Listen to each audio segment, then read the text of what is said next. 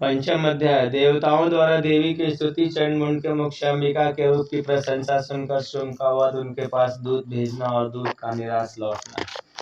ऋषि जी कहते हैं, पूर्व काल में शुंभ और निशुंभ नामक असुरों ने अपने बल के घमंड में आकर शचीपति इंद्र के हाथ से तीनों लोकों का राज्य और एक भाग छीन लिया। वे ही दोनों सूर्य, चंद्रमा, कुबेर, यम और वरुण के अधिकार का भी उपयोग करने लगे। वायु और अग्नि का कार्य भी वे ही करने लगे। उन दोनों जब देवताओं का अपमानित राज्य बृहस्पति पराजित कर तथा अधिकारहीन करके उनके स्वर्ग से निकाल दिया गया, उन दोनों महान असुरों से तिरस्कृत देवताओं अपराजित देवी का स्मरण किया और सोचा, जगदम्बिका ने हमें लोगों को वर दिया है तथा कि आपत्ति काल में स्मरण करने पर मैं तुम्हारी सब आपत्तियों का तत्काल नाश कर दूंगी। यह विचार कर देवता गिरिराज हिमालय पर्वत गए और वहां भगवती विष्णु महामाया की स्तुति करने लगे। देवता बोले, देवी नमस्कार है। महादेवी शिरोधा से तुमको नमस्कार है। प्रकृति एवं भद्र को प्रणाम करते हैं। हम लोग विनय पूर्वक जगदम्बिका को नमस्कार करते हैं। रुद्राय को नमस्कार करते हैं। नित्य गौरी एवं धात्री को बारंबार नमस्कार करते हैं। ज्योत्ना सन्मानित चंद्र रूपी एवं सुख स्वरूपा देवी को सततम प्रणाम करते हैं। शरणागत को कल्याण करने वाली वृद्धि एवं सिद्धि रूपा देवी को हम बारंबार नमस्कार करते हैं। नृत्य की राजाओं की लक्ष्मी तथा शर्वणी स्वरूपा आप जगदम्बिका को हम नमस्कार करते हैं। दुर्ग, दुर्गपारा, शारा, शर्वकारिणी, ख्याति, कृष्णा और ध्रुमा देवी सर्वदा नमस्कार करते हैं। अत्यंत शांत तथा अत्यंत रौद्र रूपा देवी हम नमस्कार करते हैं। उन्हें हमारा बारंबार प्रणाम है। जगत की आधारभूत कृति देवी बारंबार नमस्कार करते हैं। जो देवी सब प्राणियों में विष्णु महामाया से कही जाती है, उनको नमस्कार नमस्कार बारंबार नमस्कार करते हैं। जो देवी सब प्राणियों में चेतना रूप से स्थित है, उनको नमस्कार नमस्कार बारंबार नमस्कार करते हैं।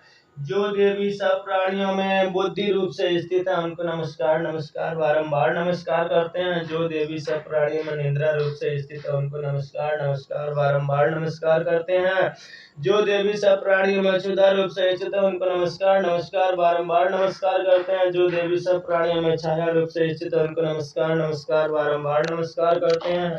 जो देवी सब प्राणियों में शक्ति रूप से स्थित है, उनको नमस्कार नमस्कार बारंबार नमस्कार करते हैं। जो देवी सब प्राणियों में तृष्णा रूप से स्थित है, उनको नमस्कार नमस्कार बारंबार नमस्कार करते हैं। जो देवी सब प्राणियों में शांति रूप से स्थित है, उनको नमस्कार नमस्कार बारंबार नमस्कार करते हैं। जो देवी सब प्राणियों में जाति रूप से स्थित है, उनको नमस्कार नमस्कार बारंबार नमस्कार करते हैं। जो देवी सब प्राणियों में लज्जा रूप से स्थित है, उनको नमस्कार नमस्कार बारंबार नमस्कार करते हैं।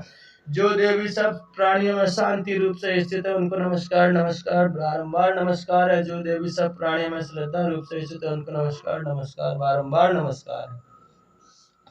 जो देवी सब प्राणियों में कांति रूप से स्थित है, उनको नमस्कार नमस्कार बारंबार नमस्कार है। जो देवी सब प्राणियों में लक्ष्मी रूप से स्थित है, उनको नमस्कार नमस्कार बारंबार नमस्कार है। जो देवी सब प्राणियों में वृत्ति रूप से स्थित है, उनको नमस्कार नमस्कार बारंबार नमस्कार है। जो देवी सब प्राणियों में स्मृति रूप से स्थित है, उनको नमस्कार नमस्कार बारंबार नमस्कार है। जो देवी सब प्राणियों में प्राणियों रूप से स्थित है, उनको नमस्कार नमस्कार बारंबार नमस्कार है। जो देवी सब प्राणियों में तृष्टि रूप से स्थित है, उनको नमस्कार नमस्कार बारंबार नमस्कार है। जो देवी सब प्राणियों में माता रूप से स्थित है, उनको नमस्कार नमस्कार बारंबार नमस्कार है। जो देवी सब प्राणियों में देवी रूप से स्थित है, उनको नमस्कार नमस्कार बारंबार नमस्कार है। जो देवी सब प्राणियों में भ्रांति रूप से स्थित है, उनको नमस्कार नमस्कार बारंबार नमस्कार है। जो जीवों के इंद्र वर्ग के अधिष्ठात्री देवी एवं सब प्राणियों से व्याप्त रहने वाली उन देवी व्याप्ति देवी को बारंबार नमस्कार है। जो देवी चैतन्य रूप से इस संपूर्ण जगत को व्याप्त करके स्थित हैं, उनको नमस्कार नमस्कार बारंबार नमस्कार है। पूर्व काल में अपनी अभीष्ट की प्राप्ति होने से देवताओं को जिनकी स्तुति की तथा देवराज इंद्र के बहुत दिनों तक जिनका सेवन किया, वह कल्याणमय साधना भूता ईश्वरी हमारा कल्याण करें और मंगल करें तथा सारी आपत्तियों का नाश कर डालें। उदंड दैत्यों से सताए हुए हम सभी देवता जिन परमेश्वरी को इस समय नमस्कार करते हैं तथा जो भक्ति से विनम्र पुरुषों द्वारा स्मरण किए जाने पर तत्काल की शक्ति विपत्तियों का नाश कर देती है, वे जगदम्बिका हमारा संकट दूर करें। ऋषि जी कहते हैं, राजन, इस प्रकार जब देवता स्तुति कर रहे थे, उस समय पार्वती देवी गंगा जी के जल में स्नान करने के लिए वहां आई।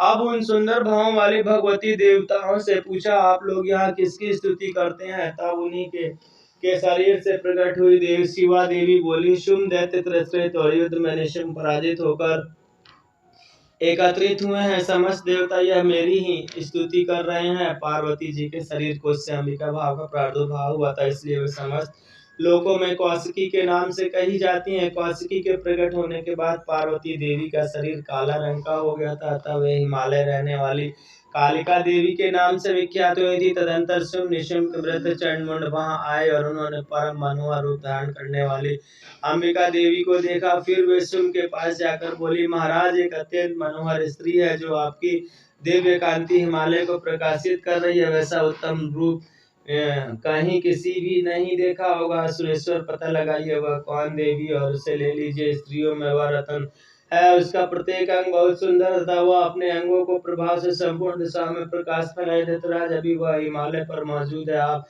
उसे देख सकते हैं। प्रभु, तीनों लोकों में मणि, हाथी, घोड़े आदि जितने भी रत्न सब आपके घर में शोभा पाते हैं। हाथियों में रतन भूत ऐरावती है, परिजात का वृक्ष और ऊंचे सुरग घोड़ा, यह सब के आपने इंद्र से ले लिया। हंसों से जुता हुआ यह विमान भी आपके आंगन में शोभा पाता है।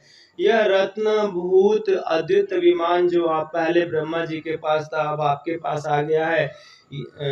यह महापद नामक निधि अब कुबेर से भी छीन लिए हैं। समुद्र से भी आपने किंजरजनी नाम की माला भेंट की है, जो केसरों से सुशोभित है और जिसके कमर भी कभी कुमलाते नहीं। सुवर्ण की माला वर्षा करने वाला वह वरुण का छत्र भी आपके घर में शोभा पाता है, तथा यह श्रेष्ठ रथ जो पहले प्रजापति के अधिकार में था, सब आपके पास मौजूद है। दैतेश्वर मृत्यु की उत्क्रांति का नाम वाली शक्ति भी आपने छीन ली है, तथा वरुण का पास और समुद्र में होने वाले सब प्रकार के रत्न आपके भाई निशुम्भ के अधिकार में है।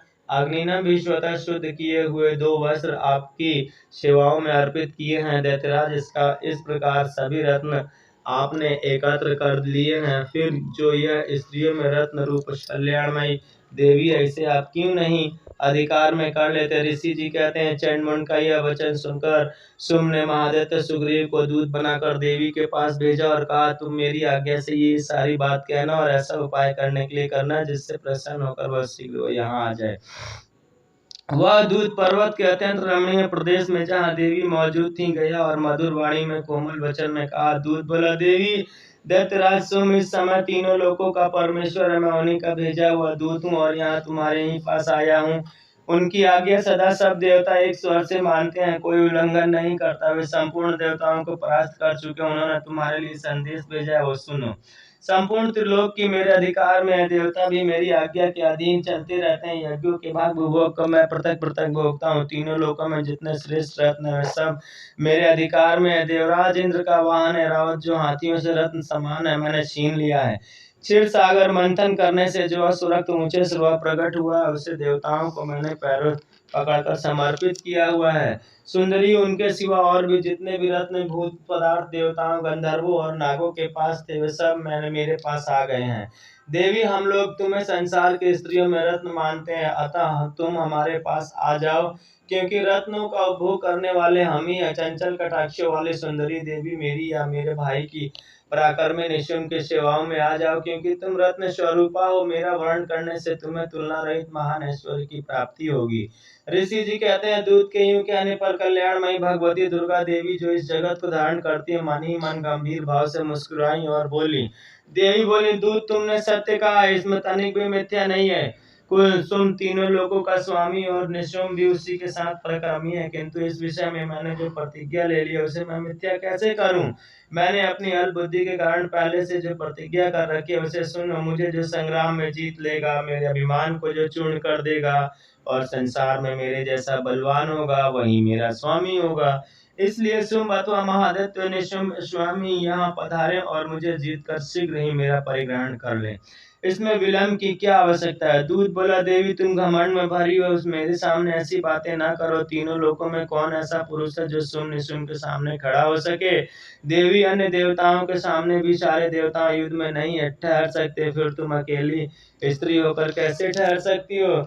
जिन शुम्भ आदि देवताओं के सामने इंद्र आदि सब देवता भी युद्ध में खड़े नहीं हुए, उनके सामने तुम स्त्री होकर कैसे हो जाओगी, इसलिए तुम मेरे ही कहने से शुंभ निशुंभ के पास चली चलो। ऐसा करने से तुम्हारी गौरव की रक्षा होगी, अन्यथा जब ये केस पकड़कर घसीटेंगे तब तुम्हारी अपनी प्रतिष्ठा खोकर जाना पड़ेगा। देवी ने कहा, तुम्हारा कहना ठीक है, शुंभ बलवान है और निशुंभ भी बड़े पराक्रमी है, किंतु क्या करूं, मैंने पहले बिना सोचे समझे पहले प्रतिज्ञा कर लिया था। अब तुम जाओ, मैंने तुमसे जो कुछ कहा सब हुआ। धृतराज को आदर पूर्वक कहना, फिर वे जो उचित जान पड़े वो करे। इस प्रकार से मार्कंडेय पुराण श्रवण कथा के अंतर्गत देवी महात्मा ने देवी दूत संवाद नामक 5वां अध्याय